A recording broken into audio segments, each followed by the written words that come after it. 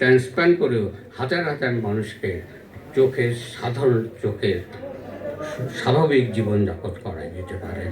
এই ব্লাইন্ডনেস একটা বিশাল I I I foundation যে ঢাকা মেডিকেল কলেজে প্রতিষ্ঠিত হয়েছে, তারা এটা কাজ করছে এবং মৃত ব্যক্তিদেরকে দিতে পারে। এই মৃত ব্যক্তিকে এক অ্যাওয়ারনেস তৈরি করার জন্য আমাদের এখন সবাইকেই সজাগ হতে হবে এবং আমরা চেষ্টা করে যাচ্ছি। কিন্তু এই অ্যাওয়ারনেস তৈরি করা এতই কষ্টকর, এতই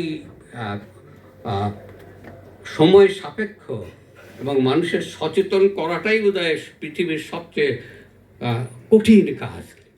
আমরা জানি যে smoking is injurious for health, কিন্তু সেই যে আগে ছিল 40% লোক স্মোকিং করে, এখন ওই একই পর্যায়ে আছে 32% করে।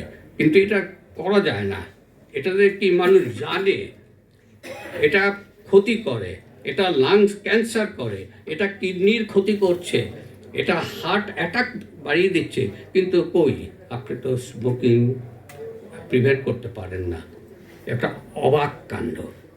এটা কেন যে করা যায় এটা এইটা মানুষের